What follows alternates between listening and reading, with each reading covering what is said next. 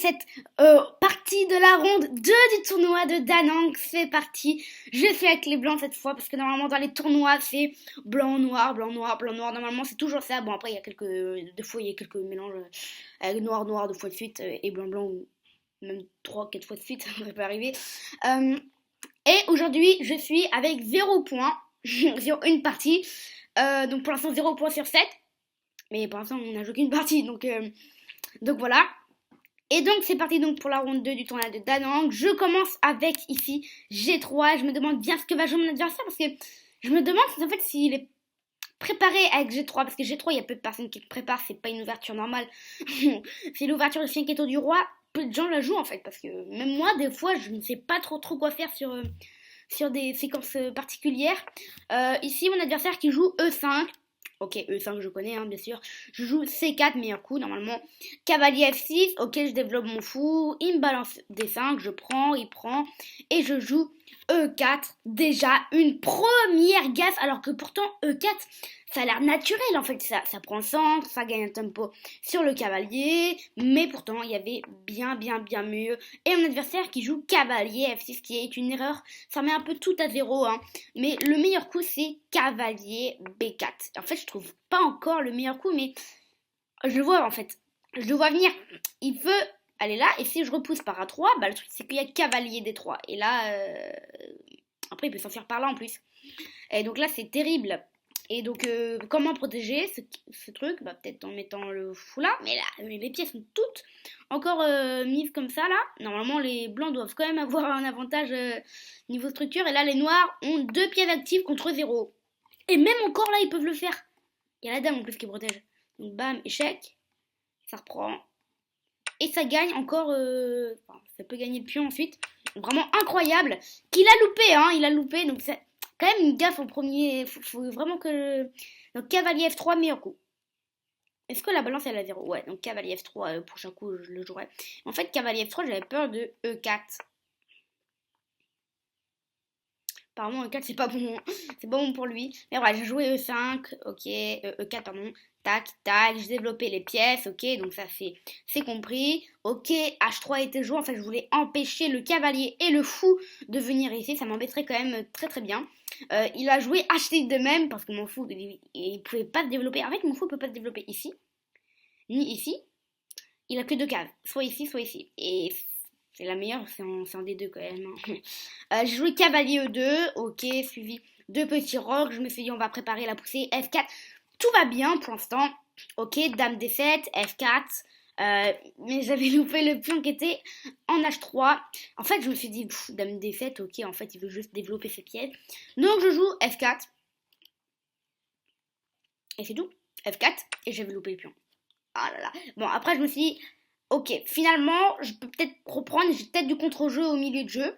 Donc, je prends. Cavalier prend. Je joue D4 en me disant, j'ai peut-être du contre-jeu. Là, il prend, je reprends. C'était prévu, hein. Bam, il prend, je reprends. Je me dis, bon, je sais pas trop ce qu'il veut faire là. Il déplace son cavalier ici. Ok, j'avance. Moi, je prends de l'espace. J'attaque son cavalier. Et donc, pour l'instant, il rentre dans un milieu de jeu avec quand même un pion de plus. Donc, quand même, c'est assez ballot. Il pousse son cavalier. Je joue dame F3. J'attaque 2 fois le cavalier. Et en même temps, j'attaque ce cavalier. Donc, il pourrait très bien se dire...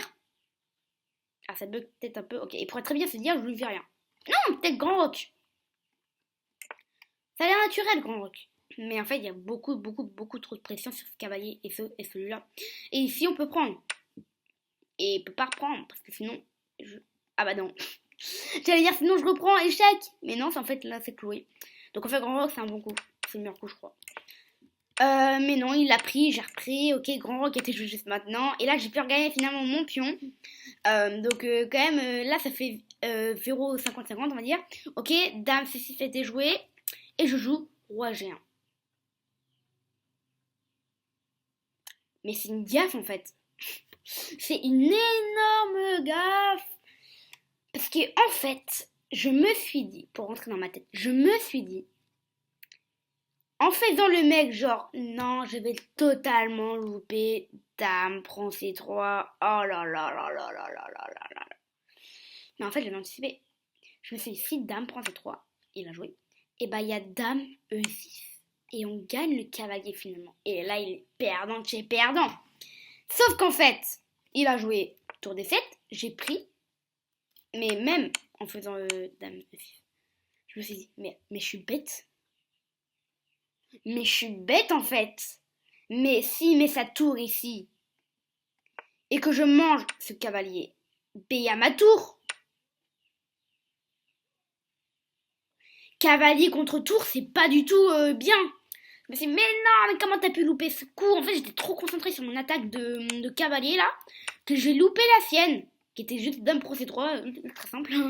Et moi, non, je me suis laissée déconcentrer, bref. Donc j'ai essayé de continuer, je me suis dit, bon, donc maintenant j'ai un fou quand même et un pion de moins. Bam, tour E4, ok, j'ai avancé. Tour E8, bon, j'essaie de protéger au maximum ces pions-là. Et là, il me joue roi D7, je me suis dit, mais non, mais il a fait trop là, je prends, il reprend, je me dis, hey, il prend quand même, ok, bon, bah, je reprends mon fou, hein. Je comprends en fait qu'il veuille échanger, mais pas ce point-là, quoi. Bon, tour G6, ça a été joué, bam, tour G6, tour E6, tour G6, ok, bam, échec. J'avance mon roi parce que dans le milieu de jeu, faut l'avancer, sauf que ça tourne m'empêcher, je me suis dit, oh, mais en fait, il va juste, là il me bloque, donc mon roi ne peut pas aller là, ni là, ni là. Et il va juste pousser, pousser, pousser, pousser, pousser, pousser, prise, pousser, pousser, pousser, pousser, pousser. Et ça, c'est ultra dangereux. Et je vous avais parlé des pions passés. C'est tellement fort les pions passés protégés. Non mais là c'est une dinguerie, il y a 3 pions passés protégés qui peuvent se protéger, oui. Donc je tour G4 en me disant je vais essayer de faire des échecs au roi à l'infini là. Je vais essayer de... Là, j'ai essayé de me vider le match nul. Tour des 4 échecs, mais je savais que c'était impossible. Je retournais en D2. Bam, tour des 8 échecs. Non, pas d'échecs. Mais je me suis dit, je vais peut-être venir là, échec. Il va peut-être bouger là, échec, là. Mais là, il y a le pion en prise. Donc finalement, si je fais échec, il va être obligé de revenir là. Et s'il vient là, parce qu'il peut pas venir là, hein, parce que sinon, il y a le pion direct en prise là. Et s'il vient ici, je peux peut-être, je sais pas moi, revenir. Et je menace encore ça, mais je perds quand même un temps parce que lui il fait que 1, 2, alors que moi je fais 1, 2, 3. Je me suis pendant ces coups-là, les pions vont avancer, je savais pas trop, roi C6, et elle me disait, ah oui, mais non, mais si tu joues direct roi C6, là ça fait 1, 2, comme toi. 1, 2, 1, 2. Je me suis dit, bon, ok, donc tour des deux. Donc je me suis dit, bah, si il retourne avec son roi, c'est quand même débile en fait. Ok, donc tour des 6, échec, il bouge. Bam, roi E3, j'essaie d'activer mon roi parce qu'en fait il a déplacé sa tour, donc maintenant je peux essayer de rentrer comme ça là. Ah là là, j'ai trop envie de faire nul. B4, je me suis dit ok, on va jouer tour C4, hein. Il peut pas jouer roi B5, enfin il peut pas normalement, parce qu'il y a plus en prise et après il y a des échecs tout le temps, mais là-bas il reste noir encore. Donc il a pas joué, il a joué C6, et je me suis dit attends, non mais C6 c'est une dinguerie. Comment je vais faire pour arrêter ça? Bam, ça arrive, bam, ça arrive. Je me suis dit, bon, bah, tour 4, on va empêcher les échecs. Et si je joue tour D1, j'ai peut-être roi E2, je crois que ça va aller. Ok, donc roi B5, échec, il bouge. Et là, je me suis dit, ah, il bouge ici. C'est peut-être un signe qui commence à déjà à être moins fort. Parce que finalement, roi A4, bon, moi à sa place, j'aurais quand même joué tour D5. Hein.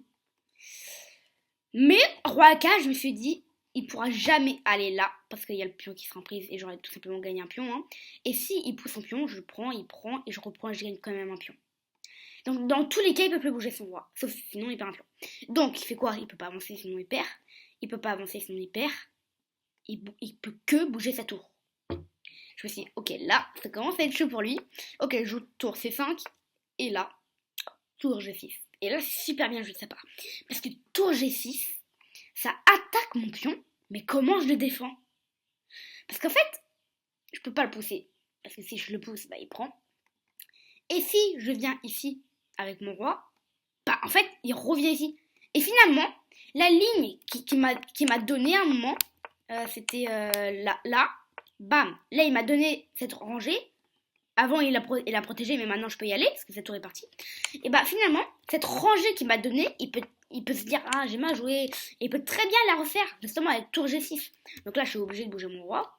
Et là, il a joué tour D6. Et là, je me suis dit, mais non. Mais pourquoi il n'est pas venu là, en fait, tout simplement? Là, ça, encore la ligne, elle est plus là. Enfin, il la contrôle. Et mon roi ne pourra jamais y aller. Enfin, sauf si je fais des trucs avec mon pion là. Et donc, revenir en D6, bah, je sais pas, moi je peux revenir là en fait. C'est ce que j'ai fait. Re 2. J'empêche aussi les petits trucs de tour là qui viennent comme ça déranger mon pion là. Donc il peut plus passer non plus par là. Je me suis dit, bon, bah, s'il veut faire match nul avec ces coups là, ok, je suis d'accord. Il joue B3 et je me suis dit, oh là là là là là là, peut-être qu'il craque. Parce que ça fait quand même longtemps là qu'on était assis encore. Peut-être 45 minutes. Peut-être, je sais pas moi, il me restait peut-être 15 minutes. Ah, je sais pas, peut-être un peu plus. 20 minutes et lui 20 minutes. Ça peut être ça. Et je me suis dit, B3, ça peut être un signe de faiblesse encore. Donc je prends, il reprend, je reprends, je gagne un pion. Il n'a plus qu'un pion de plus maintenant, donc on retourne à l'histoire d'avant là. Ok, roi B4, je viens ici, on a 8. Ok, roi C4, bon bah j'attends, hein, roi A7, j'attends, qu'est-ce qu'il va faire? Il pousse C5 et là je me suis dit, ok, bon, on va jouer roi B7. Et l'idée de roi B7, de tour B7, pardon, c'est de contrôler cette ligne. Ça veut dire qu'il ne pourra plus jamais aller là pour que son pion avance. Et en fait, ma stratégie, c'est que, imaginons, il ne fait rien à son tour. Tac, tac, tac, tac, tac, tac, tac, tac, tac, tac. Non, là plutôt. Tac, tac. Qu'est-ce qu'il fait? Parce que je me suis dit, mais qu'est-ce qu'il fait avec son roi? Il peut pas aller là, peut pas aller là, peut pas aller là, peut pas aller là. Il peut que bouger son pion, et s'il bouge son pion, bah moi je bouge mon roi. Et après il pourra plus bouger son pion, donc il peut que bouger sa tour. Bon, heureusement pour lui, il a tour G6. Hein. Et c'est le pion, il est en prise. S'il bouge mon roi, il peut bouger le sien. Ouais, donc c'est toujours gagnant pour les noirs. Mais j'avais cette petite idée-là d'enfermer le roi comme ça. Donc, ok, tour roi C3. Bam, G4, justement, j'empêche G6 la pousser. Ok, bon, C4, tour B1, parce que finalement j'ai vu l'idée ici avec le tour G6, là où je me suis dit c'est mort. Donc tour B1, il bouge sa tour en D4, bah je rebouge la mienne, hein. S'il prend, je reprends. Et hop, je reprends là, comme ça. Et s'il fait un échec, je rebouge juste là. Et finalement, il est obligé d'aller là pour que son pion avance. Mais finalement, je peux faire des échecs à l'infini, un truc du genre. Parce que s'il revient là, ensuite je peux monter le roi, il peut toujours pas avancer. Donc je me suis dit, ok, c'est bien. Et s'il prend, bah je reprends, tout justement. Et après, c'est bon. Ok, donc il a joué roi B3, j'ai pris. Bon, j'avais un petit peu peur qu'il pousse, qu'il sacrifie un pion, mais il repousse. Pour l'instant, c'est égal. Bam, il a repris, un pion en moins. Et roi D2. Et je me suis dit, comment il fait pour gagner cette partie? Roi D2. Bon, après, c'est toujours avantage nord du ouf. Là, moins 4, là. Roi D2, ici, il pousse. Moi, je me suis dit, je vais bouger. Ah, mais non, je peux pas en fait. Ici, échec. Ah ouais, et il a loupé ça. Dire qu'il a loupé ça. Dire qu'il a juste fait tour des 4. Qui remet finalement le score à 50-50. Il a juste moins 0.02, donc c'est rien en fait. Donc j'ai décalé mon roi ici en C1. Bah, forcément, si je bougeais ici, c'était dame impossible à arrêter. Il pousse, échec. Il met sa tour, ok, je repars. Il repart, échec. Je me dis, tu veux faire nul? Ok, il a bougé son roi. Je me suis mis à aller tout en haut là. J'ai hésité à demander là, mais je me suis dit, oh, bon, on va peut-être attendre de faire nul par répétition là. Bam, je suis allée là. Et tour B4, ok, échec. Je viens là. Et ici, j'ai proposé nul et il a accepté. Donc, nul par accord mutuel à la ronde 2 du tournoi de Da Nang. Parce qu'en fait, cette position, elle c'était nul de chez nul. Enfin, il y avait même... Non, c'était nul de chez nul. 0.00. C'est impossible à gagner, ça. Sauf si on fait une erreur, par exemple... débile, on va dire. Pardon, comme ça. Et là, ça... Voilà. Mais personne ne fera ça. Donc, voilà. Donc, nul. Non, cette partie était très bien, pas nulle du tout, mais c'était nul, donc trop cool parce qu'en fait c'est grâce à son pion passé c'est grâce à son pion passé que j'ai gagné, parce qu'en fait si ce serait un cavalier je crois qu'il m'aurait maté, hein, donc merci petit pion d'avoir été là pour me protéger, et donc bah comme toujours on se revoit demain pour une nouvelle vidéo qui est le rang 3 du tournoi de Da Nang. Ciao.